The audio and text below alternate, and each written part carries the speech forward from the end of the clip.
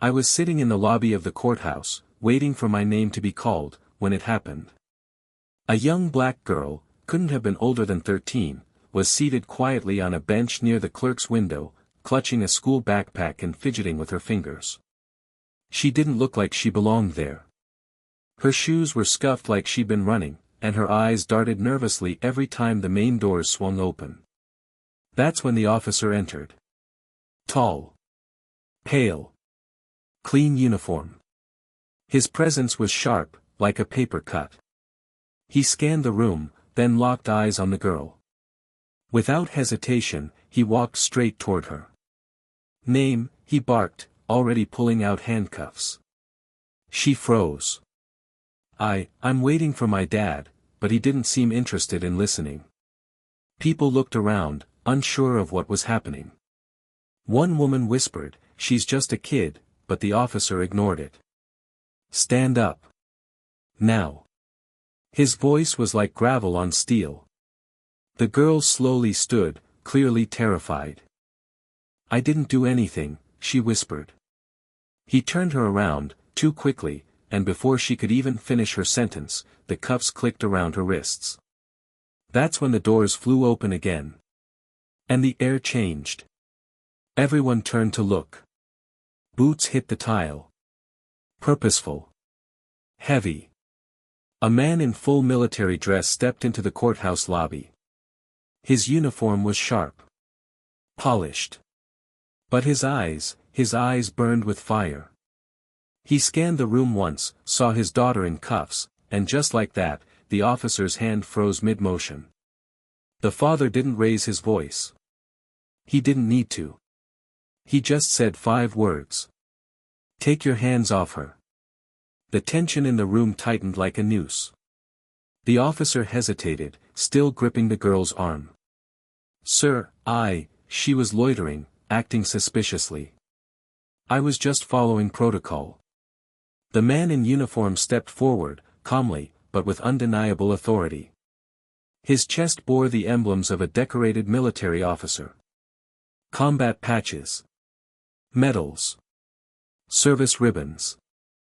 The weight of experience was etched into every line on his face. "She's my daughter," he said, cool and sharp. "And she was waiting for me. As instructed." The girl looked up at him, trembling. "Dad," he didn't take his eyes off the officer. "She's a minor. You cuffed her without cause. Without a guardian. Without so much as asking a question." A murmur rose among the bystanders. Phones were out now. Recording. The officer shifted, clearly realizing he had miscalculated. "I didn't know she was," "You didn't ask," the father interrupted. "You assumed." There was a silence, heavy and pointed.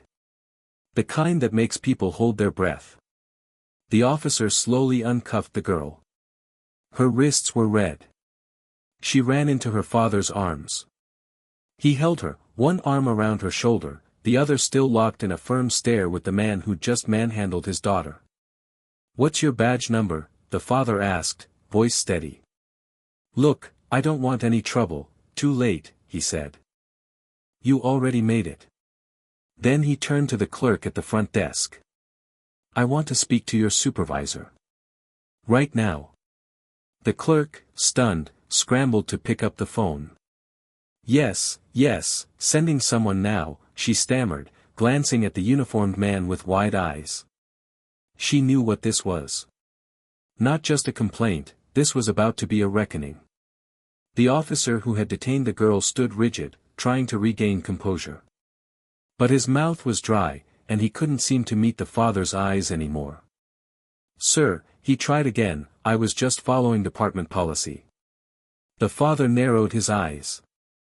"Tell me which part of your training taught you to put cuffs on a schoolchild without cause. Without speaking to her. Without identifying yourself." The officer flinched. Behind them, a woman in a tailored suit, clearly someone with rank, entered the lobby, heels clicking briskly across the tile. Her badge clipped to her blazer read Deputy Chief Investigator, Internal Affairs. She didn't smile. Captain Vaughn, she said, acknowledging the father. We weren't expecting you today. The room seemed to shrink around the officer. Captain Vaughn gave a small nod. I wasn't expecting to have to discipline one of your men either. But here we are. She turned to the officer. Report. Now. He fumbled. Ma'am, there was a call about a suspicious loiterer outside. When I entered, she matched the description. She's 12, Vaughn cut in. She had a backpack, she was alone, so do half the children in this courthouse, Vaughn snapped. The woman from Internal Affairs held up a hand. Enough. Officer Breckens, you're being relieved of duty pending immediate review. Hand over your badge. Silence. His face went pale. You heard her, Vaughn said, eyes unblinking. With trembling fingers, the officer unclipped his badge and handed it over. The girl peeked up at her father, tears still lingering. Are we going home now? Vaughn kneeled, brushing a hand gently along her braid. We are. But first, they're going to learn why you don't touch a soldier's child. They led Captain Vaughn and his daughter to a private conference room upstairs, glass walls, dark table, bottled water no one touched. Internal Affairs brought in 2 more people, a legal representative and a department liaison. Everything was happening fast, but precisely. Because when someone with Vaughn's record walked through the door, people moved. The girl sat close to her father, still quiet, fingers clenched around a tissue someone had handed her. The Internal Affairs officer, whose nameplate read Marla Jensen, opened a folder. Captain Vaughn, she said, we've already pulled the security footage. There's no disputing what happened downstairs. But I'd like your official statement before we proceed. Vaughn leaned forward. You'll get it. But this isn't just about protocol. This is about how quickly someone under your command judged and acted without any sign of a threat. He ignored basic engagement steps. He never asked her name.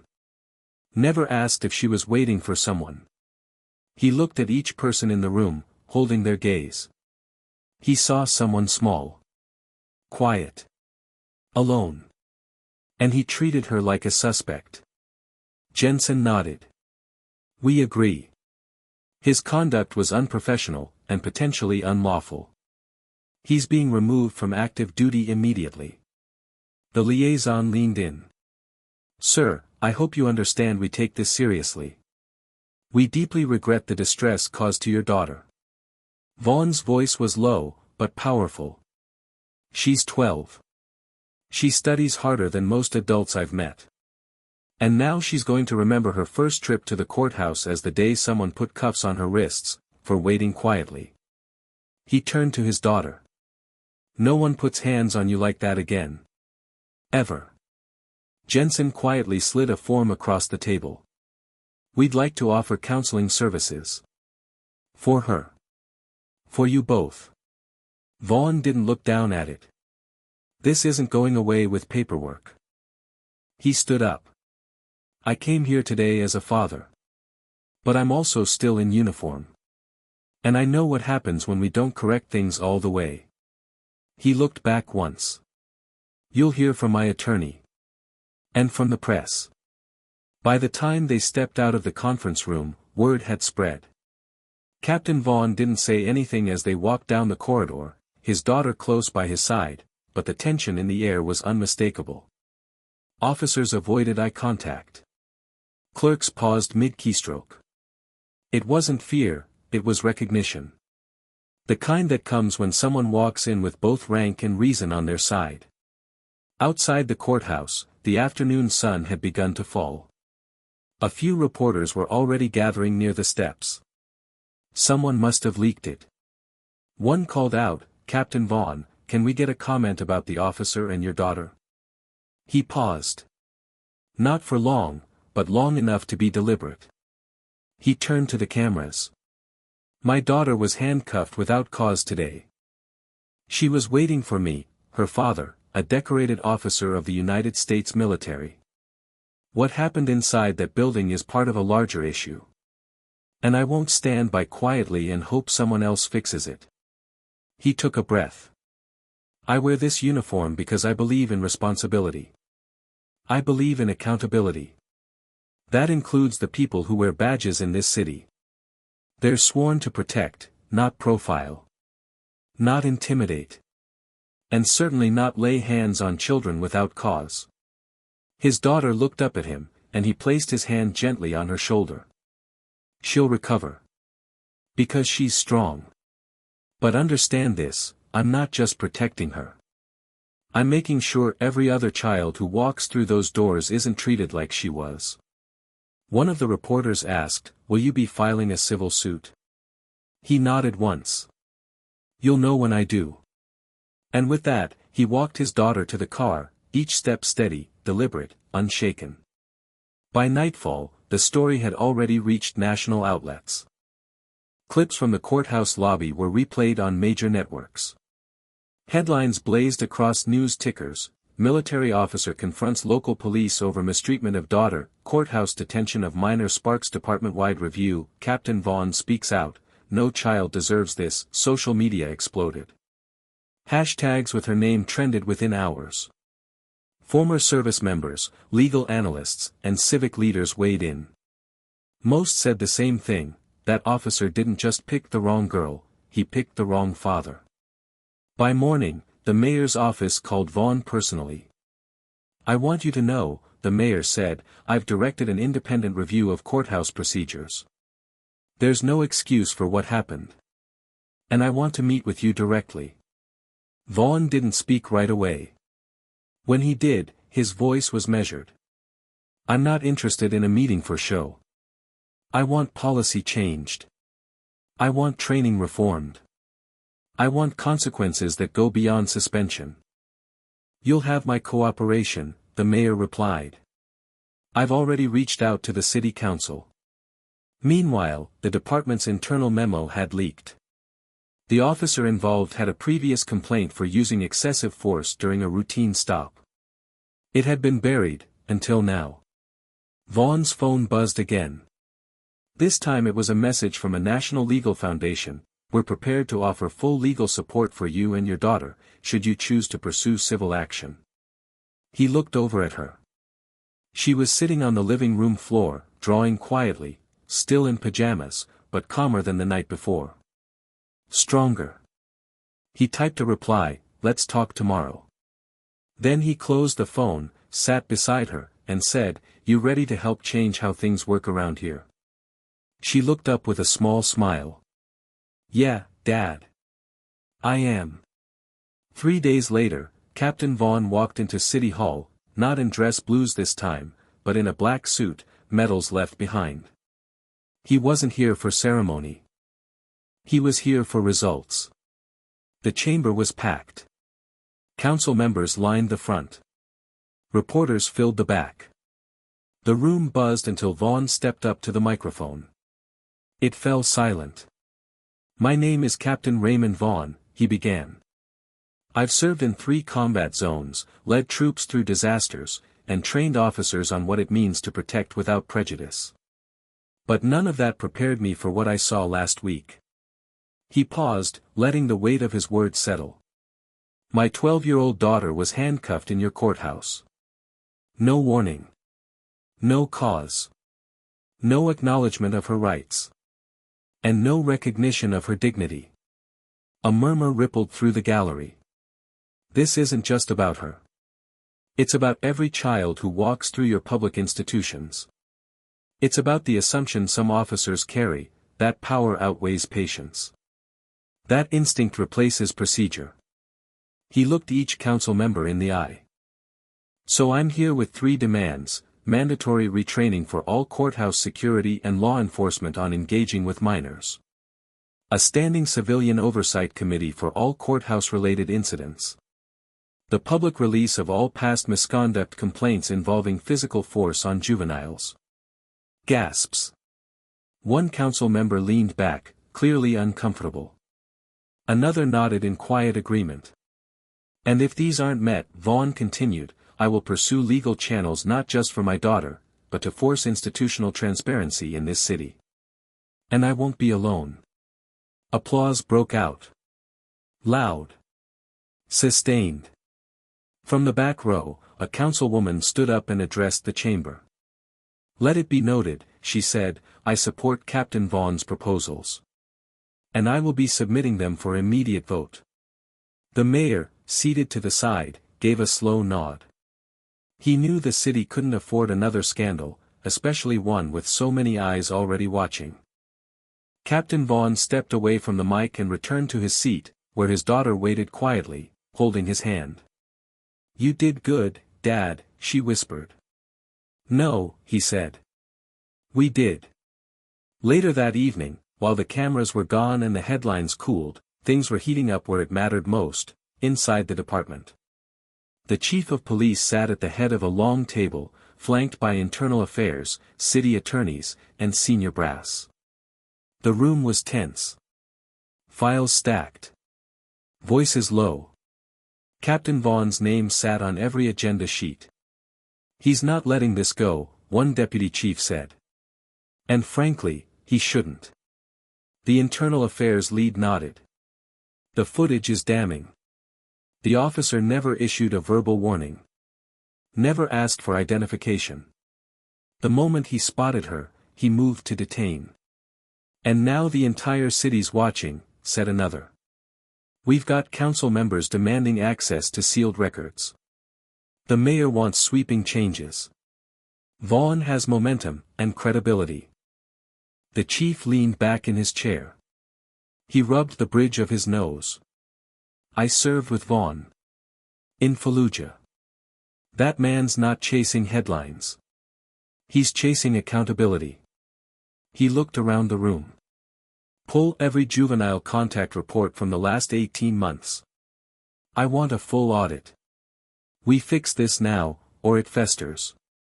Across town, Captain Vaughan sat at the kitchen table. Papers laid out. Statements. Phone logs.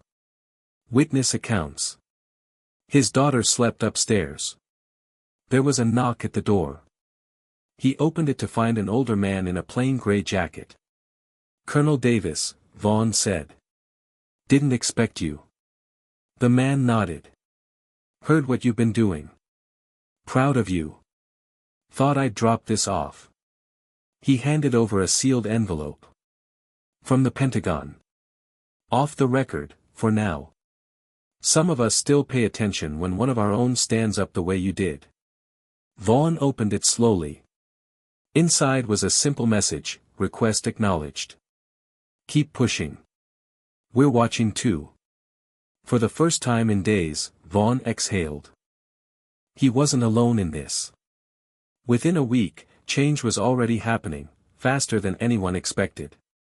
City Council passed 2 of Vaughan's proposals unanimously. The third, on releasing sealed misconduct complaints, was still under debate, but gaining ground by the hour. Community advocates rallied behind it, calling it the transparency clause the city's needed for years. The newly formed Oversight Committee met for the first time that Friday. And Captain Vaughan was invited to sit at the table, not just as a witness, but as an advisor. He accepted. Meanwhile, Officer Breckens, the one who cuffed Vaughan's daughter, had gone silent. Legal representation had declined public comment. But sources inside the department confirmed he'd retained private counsel, fearing both disciplinary action and civil litigation. Back at Vaughan's home, life was slowly returning to something like normal. His daughter, Maya, had begun journaling. Her school counselor said it was helping. She was even sketching again, pages filled with symbols of strength, lions, shields, eagles. Things that reminded her of her father. You think it's over? She asked him one night as he tucked her in. He shook his head. No. But it's different now. People are watching. Listening. That's how it starts. She blinked at him. Will the officer ever say sorry? He sat with that a moment. Then answered truthfully. Maybe not. But the system will. One change at a time. Just then, his phone buzzed. It was a message from the mayor. Want you present when we announce the new juvenile engagement policy next week. You earned it. Vaughn looked at Maya, who was already drifting off to sleep. He smiled, stood up, and whispered, "We both did." 1 week later, Captain Vaughn stood once again at the courthouse, but this time, not as a man rushing in to defend his daughter. This time, he walked through the front doors invited, expected, and respected.